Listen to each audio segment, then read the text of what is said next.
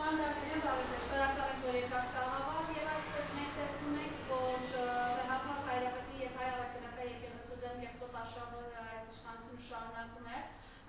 Նորընտիր ազգային ժողովում ԿՊԱ-ականները իրար հերթ չտալով ամենակեղտոտ բառապաշարով են անդրադառնում վեհապար հորը։ Վերջերս է տեսակ եք ինչպես էին սեղանին հարվածում։ ԿՊԱ-ական Հասմիկ Հակոբյանի համար օրինակ Փաշազադեն հոգևոր առաջնորդ է, բայց մեր հայ ժողովրդի ընտրված վեհապարին ինքը չի ճանաչում որպես հոգևոր առաջնորդի։ Խնդրեմ այս հարցի հետ կապված ձեր տեսակետը վեհապար հայրապետին են դատում, խնդրեմ։ Բարև ձեզ, շնորհակալություն հրավերի համար։ Վեհապար հայրապետին են դատում, մեզ են դատում դրանով, մեր հավատքն են դատում դրանով։ Այնպես չի, հենց անձամբ վեհապար հայրապետին են դատում, Գարեգին երկրորդին են դատում։ Դրանով դատում են մեր 1700 տարվա հավատքը, դրանով դատում են մեր արժեքները, մեր ինքնությունն են դատում։ Դրանով այն ինչ որ 1700 տարվա ընթացքում հայ եկեղեցին արել է, սրանք զրոյացնում են, սրանք փորձում են հայ հավատավոր ժողովրդի մեջ կոտրեն այդ հավատը, կոտրեն այդ ուրեմն եկեղեցու եւ Գարեգին երկրորդի հանդեպ ունեցած հարգանքն ու հավատը։ Սա են սրանք անում։ Այնինչ այո, ճիշտ եք ասում։ Իրենց համար հոգևոր հայրը ուրեմն Փաշազադեն, բայց Գարեգին երկրորդին այլ անունով են դիմում։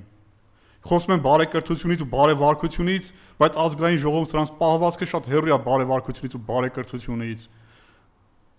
Գարեգին երկրորդին ուրեմն ավազանի անունով դիմելով, չհարգելով,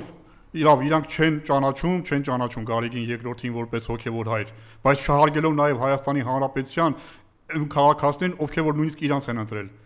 որովհետև Գարեգին երկրորդը իրանց համար հոգևոր հայր չի, բայց իրենց ընտրողների համար հոգևոր հայր է, եկեղեցու առաջնորդն է, իրանք նույնիսկ իրանց ընտրողներին չեն հարգում, եւ այդ ընտրողների մոտ Գարեգին երկրորդին այլ անունով են դիմում, այս են սրանք։ Իսկ ինչ վերաբերվում է Գարեգին երկրորդի դատավարության մասով կամ դատելու մասով, չի ստացվելու իմ կարծիքով, չի ստացվելու, որովհետև ժողովուրդը թույլ չի տալու, սա եթե Աստված չանի ստացվի, սա կլինի հայ ժողովրդի վերջը, որովհետև եթե հավատքը կորցրեցինք, եթե եկեղեցին կորցրեցինք, ուրեմն կկործանվի այս ազգը, որովհետև այս ազգը այս տարածաշրջանում գոյատևել է, ապրել է հավատքի շնորհիվ, հայ է մնացել հավատքի շնորհիվ, հայ է մնացել, որովհետև այդ եկեղեցին ոչ միայն հավատք է տվել, ոչ միայն ուրեմն Աստծուն հավատալու հնարավորություն է տվել, Քրիստոսին հավատալու, այլ նաև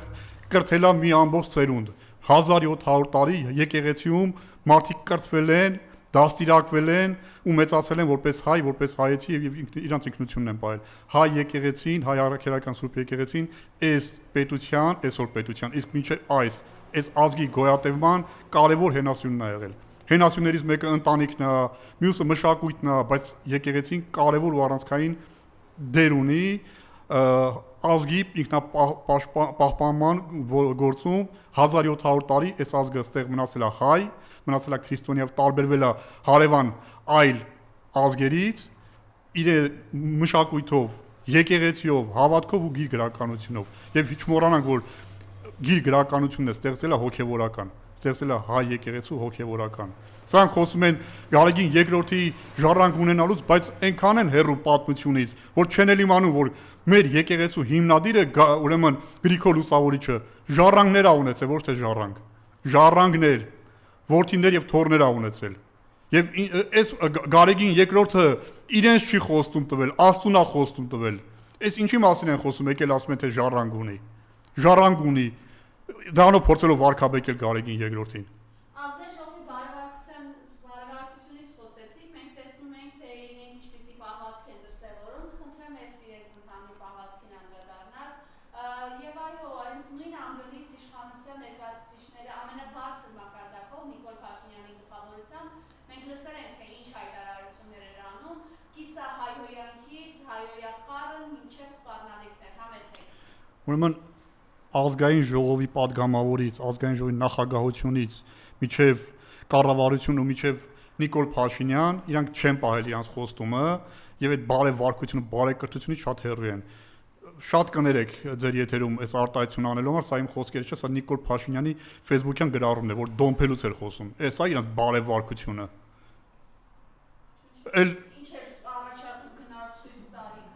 Չեմ ուզում այդ մակարդակի իջնել, մենակ այդ բառը ասեմ հերիք է, էլի, այդ է իրանց բարեկրթությունը, այդքանով իրենք կրթված, կամ խոսում են բարեվարկությունից, բայց էլի ազգային ժողովից Էդգար Ղազարյանի հասցեին ինչ ասես չեն ասում այդ նույն բարեվարկության շրջանակներում։ Խոսում են բարեվարկությունից, բարեկրթությունից մոռանալով, որ իրանք անցած ազգային ժողովում միջև անգամ քացի տալով ուրեմն նիստեր էին վարում։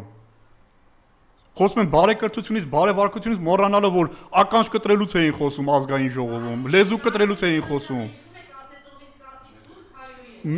Ամբիոնից հայոյեց, ամբողջ ժողովրդին հայոյեց։ Ինչ բարեվարկության մասին է խոսքը։ Սրանց հետ բարեվարկության մասին խոսալը շատ հեռու են բարեվարկությունից, իրանք պահանջում են, որ իրանք հանդեպ բարեկիրթ ու բարեվարք, ում հանդեպ բարեկիրթ ու բարեվարք լնել։ Կամ Էդգար Ղազարյանին մեղադրում են սրիկա ասելու մեջ։ Այդ մարդը իրենց անուններով անվանել։ Այս մարդիկ տարել են մի ամբողջ սերունդ կոտորել են, ասում են մեր հետ բարեկիրթ ու բարեվարք եղեք։ Այս մարդիկ 120,000 մարդու տնավեր են արել։ Մի ամբողջ ուրեմն երկիր են դատարկել։ Արցախի մասին է խոսքս։ Ասում են եկեք մեր հետ բարեկիրթ եղեք։ Այս մարդիկ հայ եկեղեցում արամարում են, հայ եկեղեցու հոգևոր հայրերին դատապարտում են, դատում են, ասում են եկեք մեր հետ բարեվարք ու բարեկիրթ խոսեք։ Այդ ո՞նց կարելի է։ Ո՞նց կարելի է սրանց հետ բարեկիրթ խոսել ու բարեվարկությամբ ասենք իրանց հանդեպ բարեվարք լինել։ Չի կարելի, չես կարա ձսպես։ Չես կարա։ Ես նույնիսկ զարմանում եմ, թե ազգային ժողովում ոնց են ընդդիմադիր պատգամավորները հարգանքով դիմում ընդդիմության։ Սրանք արժանի չեն այդ հարգանքով դիմելուն։ Մարդ պետք է արժանի լինի, որպեսզի դիմացինը իրեն հարգանքով դիմի, ներողությունով ու շնորհակալությունով դիմի։ Այս մարդիկ արժանի չեն։ Մարդիկ էլ անվանում եմ, կներեք։ Եվ սրան զուգահեռ իրենք շարունակում են արդեն անթափություն ունեն, որ Փաշազադեն իրենց համար հոգևոր առաջնորդ է, երեք Ռուբեն Ռուբինյանը ինչ-որ խոսում էր նորից, որ հերիքա Արցախ վերադարձի հարցը, եթե դուք բարձրաձայնում եք, կոնֆլիկտացին եք, կոնֆլիկտ եք հրահրում, թողեք անցյալում եկեք 100-ամյակների խաղաղություն հաստատենք, ինչ խաղաղության մասին է խոսքը, երբ Ալիևը վերջերս ևս մեկ անգամ ասես ծաղրելով ասաց մի եղեք կապիտուլանտ լինելուց խնդրեմ։ Սրանց համար Արցախը ինչպես խաչը սատանայի համար։ Սրանց համար Արցախի դրոշը, Արցախի սիմվոլները, լեզուն նույնիսկ,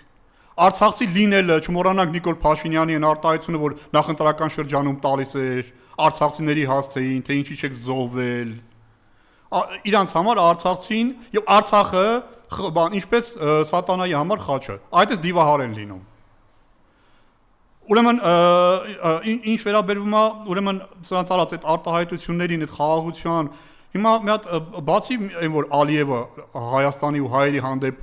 ուրեմն հանդես է գալի այտենց շատ կոշտ հայտարարություններով մեղմ ասած կոշտ։ Մի հատ էլ նայեք իրանց պետությունում, իրանց մեջ ոնց են դաստիարակում իրանց երեխաներին։ Այստեղ մեզ ուրեմն խաղաղության են տանում, ճակերտավոր էլի այս իշխանությունները իրականում տանում են կառափնարան այս ազգին, տանում են կոտորելու։ Այնտեղ իրանց մոտ մանկապարտեզից սկսած երեխաներին հայերի հանդեպ ատելություն են սրսկում։ Միջև հիմա խաղաղություն կլինի այն ժամանակ, երբ որ Ադրբեջանում իշխանություն փոխվի, Ադրբեջանում ուրեմն ատելության այդ քարոզը վերջանա, խաղաղություն կլինի մի դեպքում, ինչպես մեր հերոսներն էին ասում, խաղաղություն կլինի մեր հաղթանակով միայն։ Ադրբեջանցու հաղթանակով խաղաղություն չի լինի։ Այդ խաղաղությունը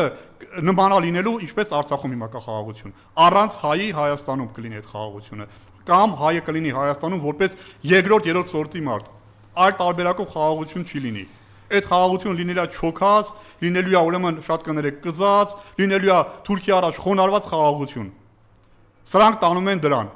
Սրանք տանում են Ալիևի հետ, ադրբեջանցու հետ խոնարհված, չոքած խաղաղության։ Այդպիսի խաղաղություն չի լինում։ Նորից եմ կրկնում, քանի դեռ Ադրբեջանում իրենց ուրեմն երեխաներից սկսած ատելություն են քարոզում հայի հանդեպ,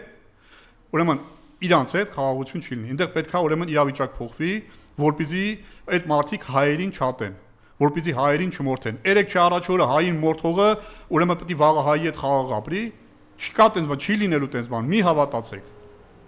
Խաղաղություն կլինի միայն այն խաղաղություն օրինակ կար վերջի միջև 18 թվականը,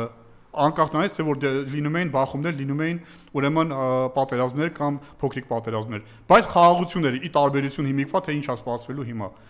այս ժողովրդին։ Այնպես որ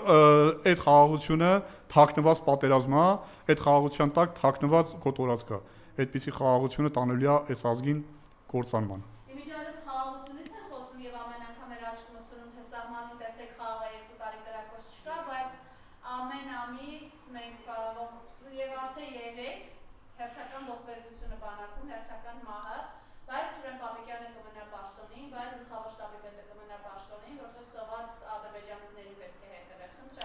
իրենք գլուխ էին գովում այս մի քանի տարի թե ամենակիչ զոհերը իրենց կառավարման տարիներին ա եղել, նկատում խաղաղ պայմաններում զոհերը, այնինչ այսօր միտեղ կարդացի, որ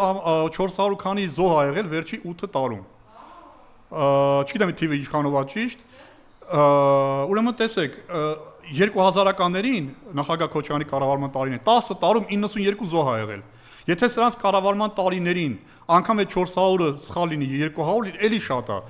Չհաշված այն, որ սրանք տարան մի ամբողջ սերունդ, որ ասում ենք 5000, ասում այդ թիվը որտեղից եք վերցրել։ Դուք թիվը չեք հրապարակում, մենք էլ 5000 ենք ասում։ Անգամ եթե 4000 է, անգամ եթե 3000 զոհ ենք ունեցել, դա մեծ է, այս ազգի համար կորուստ է, մեծ կորուստ է։ Հիմա այս մարդիկ տարել են մի ամբողջ բան սերունդ կործանել են։